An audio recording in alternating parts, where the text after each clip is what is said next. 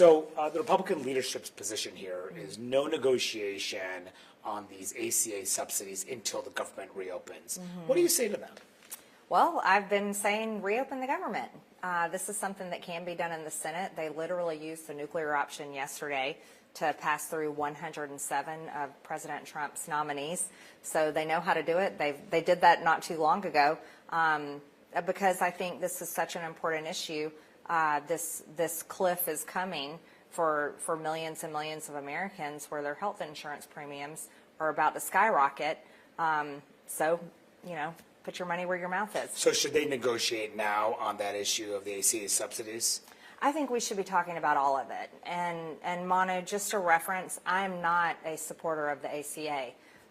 It was passed in 2010 by Democrats. This is long before I ever ran for Congress. It hurt my family. Like, we had a premium of $800 a month, family of 5. Once the ACA was passed, it was not too much longer. Our premiums went to $2,400 a month. We had to cancel that policy and go to the market and look for something affordable. And there wasn't a lot there.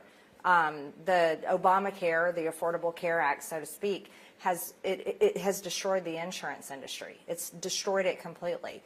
It's changed the entire landscape. And fast forward, we're 15 years later. I don't think this is a simple problem to fix, but I think it's something that we definitely should be talking about it. But we're not talking about it at all. But we have millions of Americans that are about to get letters that their insurance premiums are going up, and at the same time, small business owners, people that have to buy their own policies back home in my district, many in my own family, they're paying $20,000 a year, which is unaffordable, with deductibles of $7,000 to $10,000. So I think the whole system is broken, and I think it's also eroded healthcare, the quality of healthcare. But if these are not extended, it's going to be pretty painful to your constituents. It's painful to everyone. But like I said, it's not just the ACA. It's also health insurance, period. I mean, I think that's important to point out. Everyone keeps focusing on the ACA credits, but that's not just the problem. It is unaffordable. I hear it every single day, Manu. I'm not kidding. Someone will call the office, or I'll get a text message from someone I know back home, and they're saying, my premiums are $1,700 a month. I got a text message literally from a couple that live in Dalton, small business owners. $1,700 a month for 2 people, and their deductible is $10,000 a year, and at the same time they're trying to take care of their aging parents. Everyone's just getting destroyed. And so I'm saying, look, Democrats, you created this mess. Republicans, you have no solutions. You haven't come up with a new plan in place, and we're not even talking about it. And it is hurting so many people, Manu, seriously, so many people across the board, no matter how they vote. I'm literally calling it out and saying, let's take off our Democrat jerseys, let's take off our Republican jerseys, and we should do something responsible for the American people and fix this. So the Speaker's kept the House out of session now for a couple of weeks. Should he bring the House back into session and deal with this? I think he should definitely bring the House back in session for many reasons. Number one, we should be passing our appropriations. I'm a big believer in that. I work hard to bring back appropriations for my district. This is kind of a big part of our job. We're not doing that. We've got important bills we could be passing.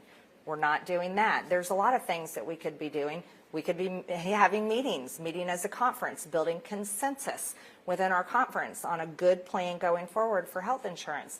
We're not doing any of those things. He sort of took a swipe at you yesterday saying that you're not read in on these issues. What's your response? I mean, what, do they happen in a skiff? Is it a big secret? It's like, how silly, really. I guess they're sort of downplaying it because they say, well, she's sort of on an island here, they seem to think.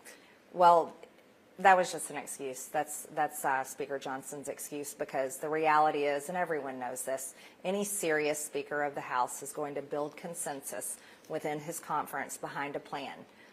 It's not something secret that gets worked on in a committee, and the reality is they aren't working on a plan.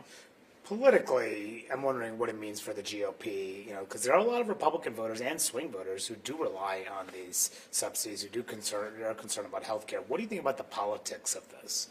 I think the politics are terrible, and like I said, just to remind everyone, people may not know this about me, but my district knows. When I ran for Congress, I literally ran for Congress saying, I'm mad at Republicans. They never do what they promise they're going to do. I want to hold Republicans accountable. I want Republicans to do the job. You know, and I sincerely mean that. I meant it back then in 2020. I still mean it now. And that's why I'm willing to talk about it. But I think the politics I think they're bad. I don't think anyone is sitting at home going, oh, this is great that Republicans and Democrats have the government shut down and they're not discussing anything to fix it. Democrats are saying continue to grow the debt with ACA tax credits, and Republicans are just calling it a Schumer shutdown. So I don't think anybody is winning here, and I think it's failure, and I personally don't like it. And how much do Republican voters too rely on these subsidies, from what you've noticed? How are Republican voters also benefiting from having these subsidies in place under the Affordable Care Act? I don't know the numbers on that, but I think it's just Americans across the board. There's millions of Americans that have insurance through the ACA, but there's also the middle class has been completely destroyed by having to pay high insurance premiums, like I've talked about, $1,800, $1,900, $2,000 a month. These are prices that families just can't afford. And it's also very personal for you too, because of your children. Yeah, of course. My kids, my family members, my friends, my neighbors.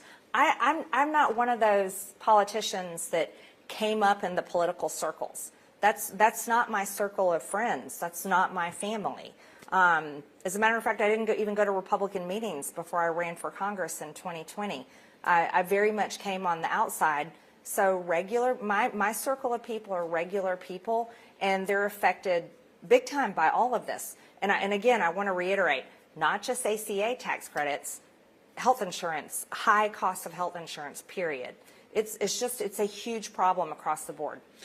Some people may see, you've broken with your party on the Epstein issue and on Israel, Ukraine. You've been very outspoken on that as well, and now on this too. What do you say to some folks who would be surprised in Marjorie Taylor Greene and breaking from her party on some major issues? They weren't listening to me from the beginning. What do you mean? They just didn't know me. I think a lot of people have taken me in other people's framing of me, or maybe in short clips, but if they're surprised that I'm willing to be outspoken on basically issues that I think are right and wrong, they just didn't know me from the beginning. You've been such a close ally of the president's. Are you worried about being on the opposite side of him on some of these issues? I've supported the president for the longest time. I was one of the only Republicans in Washington that did not turn my back on him after January 6th. I traveled the country spending millions of my own dollars supporting Donald Trump, helping him get elected. And I think I'm still supporting him now by saying Republicans in the House and Senate need to do their job and come up with a solution for the American people. And I'm supporting him with my policies. Being against the Ukraine war, he was saying he wanted to end that war from day one. Being against foreign wars, he's always said he's against foreign wars. So a lot of my stances actually support the president a lot more than perhaps maybe some people on his own White House staff and a lot of these Republicans that just put their MAGA hats on literally a year ago. Yeah, I wonder, do you think that he's maybe straying from some of those MAGA principles that you're fighting for? I've never speak on behalf of the president, but I don't think he's always getting the best advice. From his staff? Possibly, yeah. Do you think in this fight, in the government shutdown, he should negotiate with Democratic leaders on these issues, bring them into the White House, and do that? Do you think that it's up to he should be more centrally involved in this? I'm hoping so, and I don't know. Maybe they are talking on this again. It doesn't seem that way. Well, it doesn't seem that way, right? I hope that they are. I hope they're going to have those conversations. But I think the reality is that Republicans have the White House, the House, and the Senate, and just like we saw Democrats do just a few years ago, they were willing to override the filibuster in the Senate to vote on the Voting Rights Act. They only lost that vote by 2 Democrats, Sinema and Manchin. The Democrats will definitely use that power again if they ever regain control. I think Republicans should be willing to be courageous enough to override the filibuster and get things through. But I think Republicans also need to get serious about coming up with a way to fix the health insurance industry, because the middle class is being destroyed by it. And this is a massive, they can't just say, oh, it's Obamacare's fault, shame on Democrats. Guess what? This has been going on for 15 years, and it's radically shifted the health insurance industry, and we've got to figure out a way to get some sort of off-ramp and make it affordable for Americans. Are you still pretty close to the president? Do you still talk to him a lot? Do you already feel like, since these issues have divided you, has impacted your relationship with him in any way? I don't play divisive politics. I very much support the president, but I also work for my district, and I've made that clear over and over again. That's who has voted for me, and it's my district that is being crushed right now with high costs of living, inflation that really started under the Biden administration. My district is being crushed with high health insurance premiums, but we can add on homeowners insurance and car insurance. The entire insurance industry is an issue, and I would love to see President Trump be hauling in those insurance CEOs into the White House, just like he is foreign leaders. You've also asked him to meet with the Epstein victims. He has not done that yet. Are you disappointed about that? I hope that he has them in. He's done a great job so many times of championing people's causes, and I think that would be a good thing. Also, to hear from them, hear their personal stories. I think that would be important. And I also think that just releasing the files is the right way to do. And the women have said over and over and over again that Donald Trump never did anything wrong. Mm-hmm. And, Democrats are trying to use this, but they could have released the files in the past 4 years, too. Sure. So it shouldn't be an issue like it is. Yeah, and because the Speaker is not seating this Congresswoman from Arizona, Grijalva, perhaps because of the discharge petition that you're supporting. Do you think that he should seat Congresswoman Grijalva? I think the House needs to be in session. And once the House goes back into session, she will be seated. She's won her election. But also, I think the House should be in session for many reasons. Let's do our appropriation bills. That's what we're constitutionally required to do. We have a so-called constitutional attorney for Speaker of the House. This is something that he should be doing. But yeah, we should move on, and we should get the business of the House done. Do you think the House GOP leadership, and I'll let you go in a second, but just when we talk about the midterms and everything that you guys are doing, are they making the best case to voters about why Republicans should be in the majority? I'll tell you how I vote. I think of it like rehiring someone that has worked for me. Do I think they've done a good job? And that's how I look at a ballot when I go in the voting box. And I think many Americans think that way.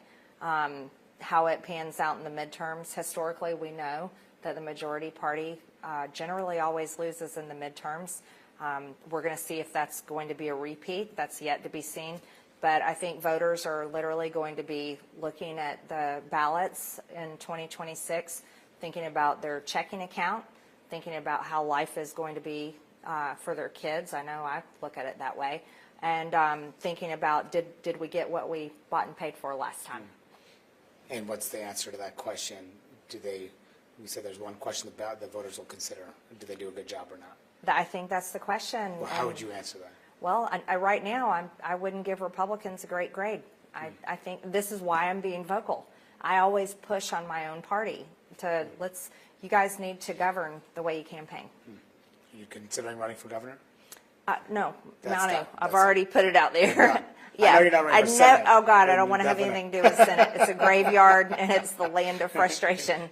I don't want to have anything to do with the Senate. Yeah. And I've already made a statement. I'm not running for governor at this time. All right, great. Well, thanks for talking. Yeah, Appreciate it. You bet. Yeah.